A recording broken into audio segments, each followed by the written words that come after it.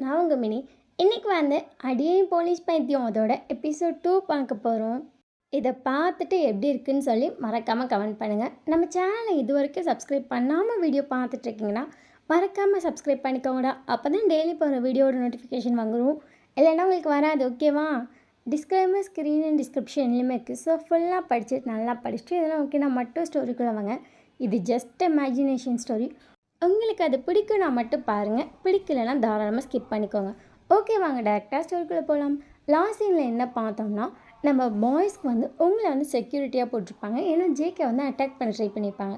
அது யாருன்னு கண்டுபிடிக்கிறதுக்காக உங்களை வந்து சும்மா ஒரு டம்மி செக்யூரிட்டியாக போட்டு போலீஸ் டீம் ஃபுல்லாக அவங்கள தேடிட்டுருக்கு. நீங்கள் இவங்க கூட வந்துட்டு பயங்கர அலப்பறையாக பண்ணுறீங்க. பேசுகிறதுக்கெல்லாம் லொல்லு பேச்சு மட்டும்தான். நீ படிச்சிருக்கியா இல்லையா அவங்களுக்கு டவுட் வரளவு லொல்லு பேச்சு பேசிட்டு அலைகிறீங்க. ஸோ அந்த மாதிரி தான் இருக்கும். ஸோ லாஸ்ட்டாக வந்து ஜேகேயோட அம்மா இந்த மாதிரி ஆகும். நீ வா வீட்டுக்கு வான்னு சொல்லுவோம். ஜேகே வந்து அவங்க மம்மியை பார்க்கறதுக்காக வீட்டுக்கு வந்திருப்பான். என்னென்னா உங்களை துணைக்கு பாடி கார்டாக வந்துட்டு எல்லாம் சேர்ந்து அனுப்பிவிட்டாங்க. நீ போய் இந்த போலீஸ் அவங்க கூட இருக்கட்டும்னு சொல்லியாச்சு. ஓகேன்னு சொல்லி உங்களையும் வீட்டுக்கு கூட்டி வந்தாச்சு. இப்போ ஜேகே லைவ் போட்டுட்ருக்கான். நீங்கள் வந்து லைவில் பூனை மாதிரி பதுங்கி அவன்கிட்ட போயிட்டுருக்கீங்க. ஸோ அதோடு முடிச்சிருந்தேன். இப்போ வாங்க அப்படியே அதை வந்து கண்டினியூ பண்ணலாம். நீங்கள் பொறுமையாக போய்ட்டு உங்கள் ஹெட்டு மட்டும் தெரியல, பட் அந்த அளவுக்கு அழகாக படுத்துட்டு பொறுமையாக கையை விடுறீங்க. ஜேகே டக்குன்னு டேபிளில் கையை வைக்கிற மாதிரி உங்கள் கையை பிடிச்சிட்டோம் அப்படியே அப்படிங்கிற மாதிரி இருக்குது அவனுக்கு. பட் அவனால் ரியாக்ஷனும் கொடுக்க முடியாது. ஏன்னா லைவில் ஆல்மோஸ்ட் அவ்வளோ பேர் அவன் ஃபேஸை பார்த்துட்ருக்காங்க. அவன் டக்குன்னு அந்த கமெண்ட் படிக்கிற மாதிரி ஒன்று வச்சுருப்பாங்கல்ல, இல்லை டேப்பு, அதை எடுத்து உங்கள் கை கிட்ட வச்சிட்டானுங்க அப்படின்றீங்க. ஜேகே உங்கள் கைக்கு முன்னாடி வச்சிட்டாங்க, கையை மறைக்கிற மாதிரி உங்களை பார்த்துட்ருக்கான். நீங்கள் பொறுமையாக சிக்கனில் கை வச்சு இழுக்கிறீங்க. அவன் கையை விட்டோனே அவன் அப்படி சொல்லிட்டு விஷயம் ஷாக் ஆகிட்டான். ஏன்னா சிக்கன் லைட்டாக அசைஞ்சிருச்சு. மிஸ் என்னன்னு கேட்டாங்கன்னா என்ன ஆயிரும். அவன் டக்குன்னு வந்து ரிப்ளை பண்ண ஸ்டார்ட் பண்ணி கேமரா வந்து டக்குன்னு எடுத்து அவன் ஃபேஸு க்ளோஸில் கொண்டு வந்துட்டான். க்ளோஸில் எப்படி இருக்கேன், ஜூமில் க்ளோஸில் அப்படி சொல்லி விளாட ஆரம்பிச்சிட்டான். நீங்கள் டக்குன்னு இந்த சிக்கனையும் தூக்கிட்டீங்க.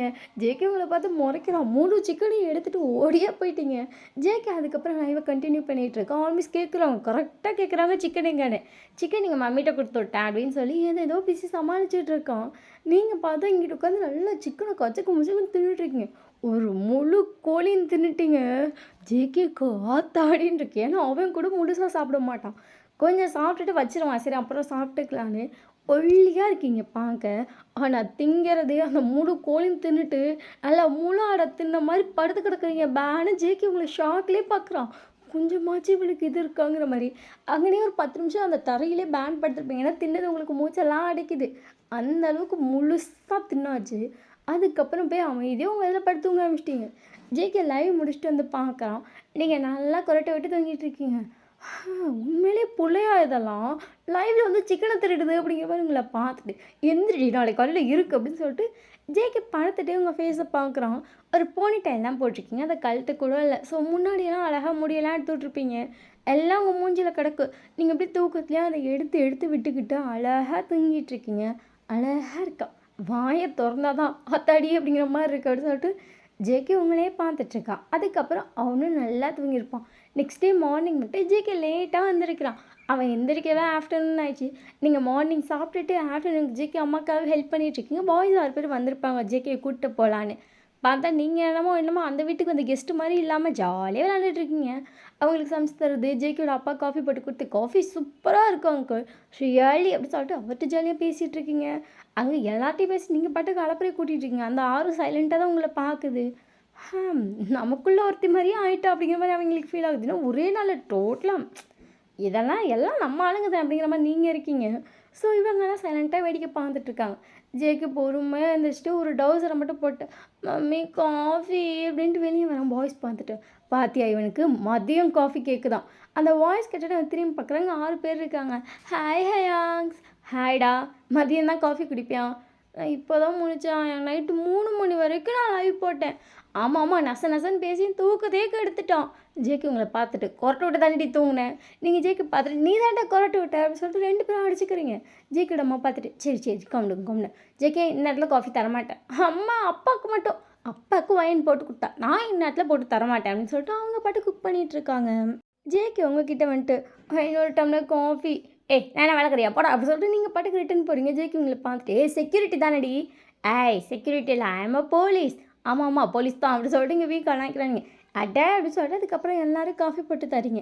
எல்லாரும் காஃபி குடிக்கிறாங்க. ஜேகே அம்மா ரெகுலராக போடுற அதே காஃபி தூள் தான், அதே சுகர் தான், அதே மில்க் தான். பட் டேஸ்ட் வந்து டோட்டலி டிஃப்ரெண்ட். செம்மையாக இருக்குது. ஜேகேவை பார்த்துட்டு, அம்மா காஃபி தூளை மாற்றிட்டியா? எந்த காஃபி தூள் மாற்றினேன்? ஏய் நான் எங்கே காஃபி தூள் மாற்றினேன்? அதே காஃபி தூள் தான்டா. ஜேகே காஃபியை சிப் பண்ணிட்டு, மம்மி பட் இது நல்லா இருக்குல்ல. ஜேகேயோட அப்பாவும், ஆமாண்டா அதே காஃபி தூள் தான், அதே சுகர் தான், பட் டேஸ்ட்டு வேறு மாதிரி இருக்குது. நீங்கள் பார்த்துட்டு எங்கள் மம்மி சூப்பராக காஃபி போடுவாங்க, ஸோ அவங்களோட டெக்னிக் யூஸ் பண்ணேன். ஜேகேயோட அம்மா அப்படியாம்மா அப்படின்னு சொல்கிறாங்க. நீங்கள் அவங்களுக்கு காஃபி ஒரு டம்ளர் போட்டுக்குதாங்க. அவங்களும் குடிச்சிட்டு, ஹே நல்லா இருக்குடி. நீங்கள் உடனே அவங்களுக்கு சொல்லித்தர ஆரம்பிச்சிட்டிங்க. 7 பேர் வந்து ஆர்வமாக எப்படி சொல்லித்தரீங்கன்னு கற்றுட்ருக்காங்க. ஏன்னா கொஞ்ச நாள் தான் நீங்கள் இருப்பீங்க, அப்புறம் போயிடுவீங்கல்ல, காஃபி வேணும்ல அப்படின்னு சொல்லிட்டு எல்லாம் நீங்கள் காஃபி போட்டு தரது கற்றுக்குறாங்க. ஜின் உங்களை பார்த்துட்டு, ஐயன் சூப்பராக காஃபி இப்போ போல். நீங்கள் ஜின்னை பார்த்துட்டு, நான் சூப்பராக குக் பண்ணுவேன் உங்களை விட. ஜின் லைட்டாக உங்களை முறைக்கிறேன். நீங்கள் சரி சரி சரி சரி எதுக்கு முறைக்கிறீங்க, உங்களுக்கு நான் சொல்லித்தரேன். ஜின் பார்த்துட்டு, நான் சூப்பராக சமைப்பேன் அப்படி சொல்லிட்டு உட்காரா. நீங்கள் சிரிச்சிட்டேன்னு, என்னாச்சு ஒரு 4 டிஷ்ஷு சேர்த்து கற்றுக்கலாம்ல. கற்றுக்குறேன் அப்படி சொல்லிட்டு க்யூட்டாக சொல்லிட்டு இருக்கேன். நீங்கள் ஜின்னை பார்த்துட்டு, நீ கோவப்படும் போது கூட க்யூட்டாக இருக்க.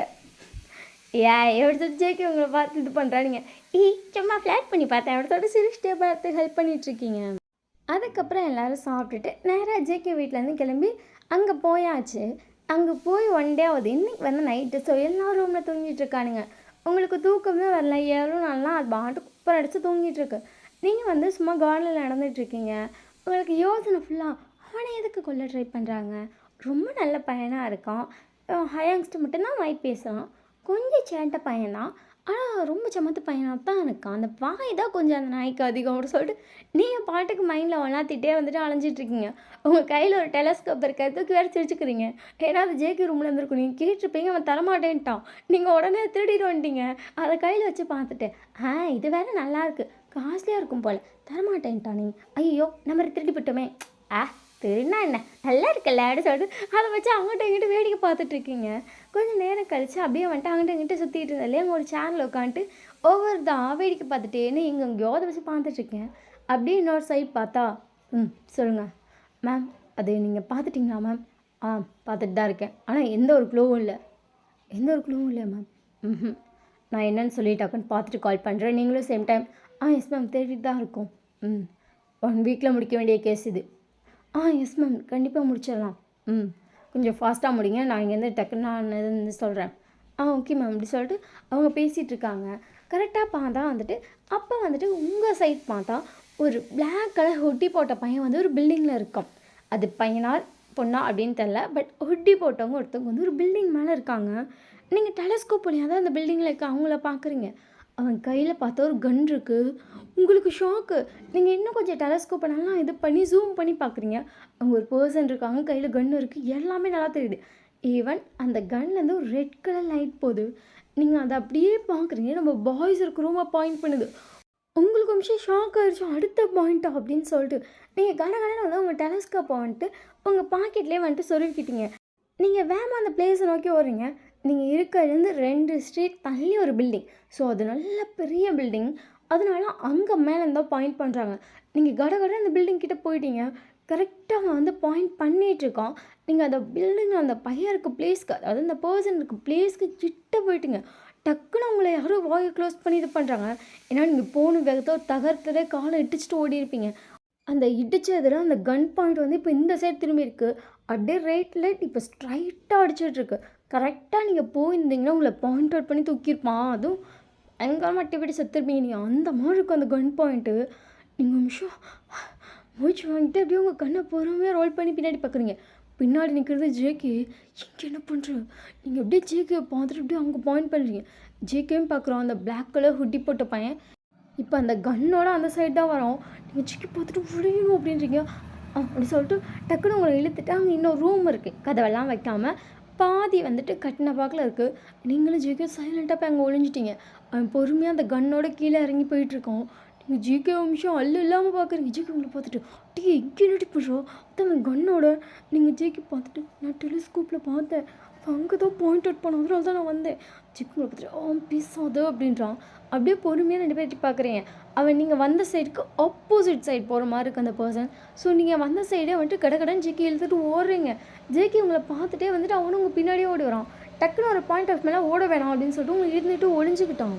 அந்த கன் வச்சிருந்த பையனும் அவனும் வந்துட்டு ஃபுல்லாக தேடிட்டு இப்போ அவன் பேகை போட்டு கீழே வரான். நீங்களும் ஜேகே ஒளிஞ்சிருக்க இடத்துலேருந்து பார்த்தா அது நல்லா தெரியும். 2 பேரும் பார்த்துட்ருக்குங்க. அவன் பைக் எடுத்துகிட்டு போகிறான். ஜேகே உங்களை பார்த்துட்டு அறிவு கட்டாவலே தனியாக போகிற. நீங்கள் ஜேகே பார்த்துட்டு அதுக்கு ஏதோ ஒரு பதட்டத்தில் வந்துட்டு அப்படிங்கிற ஹார்ட் பீட்லாம் படப்படன்னு அடிக்குது. ஜேகே உங்களை பார்த்துட்டு சுற்றுறதால செத்துருப்பேன் அப்பா அப்பான்னு சொல்லிட்டு உங்களுக்கே மூச்சு வாங்குது. அதுக்கப்புறம் 2 பேரும் வீட்டுக்கு வந்துட்டீங்க. ஜேகே இல்லைன்னு உடனே வர எந்திரிச்சிட்டான். பாய்ஸ் எல்லாரும் கடற்கரை எந்திரிச்சிட்டாங்க. இப்போ 6 பேர் மாற்றி ஜேகே வீட்டுக்குள்ளே தேடிட்டு இருக்காங்க. கரெக்டாக பார்த்தா நீங்களும் ஜேகே வெளியே வந்து உள்ளே வரீங்க. எல்லாம் ஜேகே பார்த்துட்டு எங்கட போனேன் இந்நேரத்தில் அப்படி சொல்லிட்டு கடற்கரை ஜேகே வந்துட்டு பேக்கு ஃப்ரண்ட்டு எல்லாம் செக் பண்ணிகிட்டு இருக்காங்க. ஜேகே உங்களை பார்த்து முறைச்சிட்டு இருக்கான். என்னடா எதுக்குடா போனேன் ஜேகே முறைச்சிட்டின்னு என்கிட்ட கேட்காதீங்க. அந்த நிற்கிறதுல போலீஸ் பைத்தியம் அவர்கிட்ட கேளுங்க. நீங்கள் யாரை பற்றி பைத்தியன்ற ஜேகே உங்களை பார்த்துட்டு பையன் இப்படி காமெடியாக மட்டும் பேசாது டென்ஷன் ஆகிடுவேன். அப்படி சொல்லி நீங்கள் சைலண்ட் ஆகிட்டீங்க. பாய்ஸ் ஒன்று என்ன ஆச்சுடா ஏன்டா அப்படின்றாங்க. ஜேகே நடந்ததெல்லாம் சொல்கிறோம். பாய்ஸ்க்கே ஷாக்கு.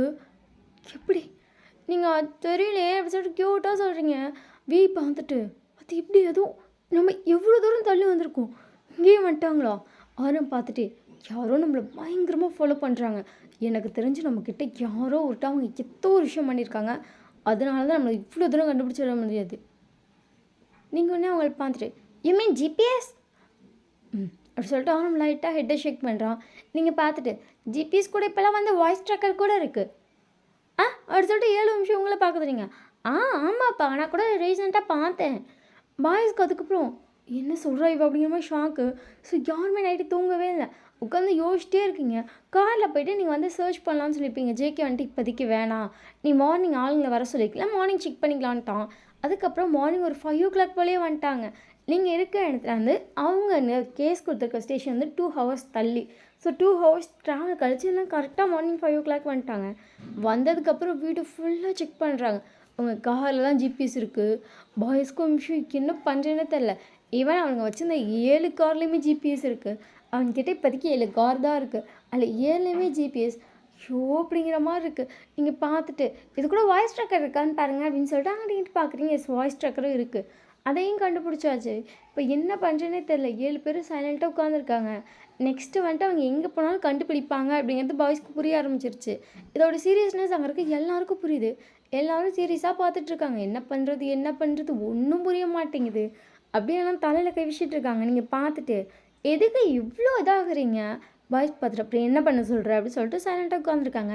இப்போ இவங்க 7 பேர் நீங்கள் ஒரு ரூமில், ஸோ 8 பேரும் ஒரே ரூமில் இருக்கீங்க. மற்ற எல்லோரும் வெளியே நின்று நெக்ஸ்ட் என்ன பண்ணலாம் அப்படின்னு சொல்லிட்டு அதெல்லாம் தான் யோசிச்சுட்டு இருக்காங்க. நீங்கள் தான் உள்ள இருக்கீங்க. நீங்கள் பாய்ஸை பார்த்துட்டேன். வேறு ஏதாச்சும் சிம்பிளாக ஏதாச்சும் பண்ணுங்கள். அதாவது நீங்கள் கொஞ்சம் பெருசாக பண்ணும்போது அவங்க கண்டுபிடிக்கிறாங்க. சிம்பிளாக பண்ணால் எப்படி கண்டுபிடிப்பாங்க? ஆரம்பங்களை பார்த்துட்டு சத்தியமாக நீ பேசுறது எனக்கு ஒன்றும் புரியல. அதாவது இந்த மாதிரி பெரிய வீடு செக்யூரிட்டியோடு இருக்க இந்த மாதிரி இடத்துல இருந்தால் தான் அவங்க அங்கே தான் இருப்பாங்கன்னு உங்களுக்கு வந்துட்டு தோணும். அதே வந்துட்டு சிம்பிளாக ஒரு இடத்துல இருந்தால் சிம்பிளானா அப்படின்னு சொல்லிட்டு இவங்களை பார்க்குறோம். ஐ மீன் கிராமம் அப்படின்னு சொல்லிட்டு உங்களை பார்க்குறாங்க. ஆமாம், அங்கே பெரிய ஃபெசிலிட்டிஸ் இருக்காது, கம்மியாக தான் இருக்கும். அப்படிங்கிறப்ப அங்கே நீங்கள் இருக்க மாட்டீங்கன்னு சொல்லி உங்களை தேடுறவங்க அங்கே தேட மாட்டாங்கல்ல. ஆரம்பங்களை பார்த்துட்டு கரெக்ட் தான் அப்படின்னு சொல்லிட்டு அவனே யோசிச்சுட்டு இருக்கான். நீங்கள் டக்குன்னு போய் ஹையர் அஃபிஷியல்ஸ் இந்த ஐடியா கொடுத்துட்டு வரேன் அப்படின்னு சொல்லிட்டு குடுக்குன்னு வெளியே ஓட்டிட்டீங்க. இப்போ பாய்ஸ் எல்லாம் தான் இருக்காங்க. ஹையர் லைன்ஸ் 4 பேரும் ஒன்று உட்காந்துருக்காங்க. மறுபடியும் 3 ஒன்றா உட்காந்துருக்கு. அந்த இடத்துல வந்துட்டு அவன் என்னென்ன பார்த்தான்னு சொல்லிட்டு இருக்கான். அவன் கண்ணியில் ஒரு கன் மட்டும்தான் ஆச்சு. பட் அவன் பேக்கில் நிறைய கன் இருந்துச்சு. அது எல்லாத்தையுமே ஜேகே நோட் பண்ணிட்டான். இவன் அவன் ஃபோனில் ஃபோட்டோ எடுத்திருக்கான். அதெல்லாம் காட்டிகிட்ருக்கான். இவ்வளோ கன் வச்சுருக்கான்.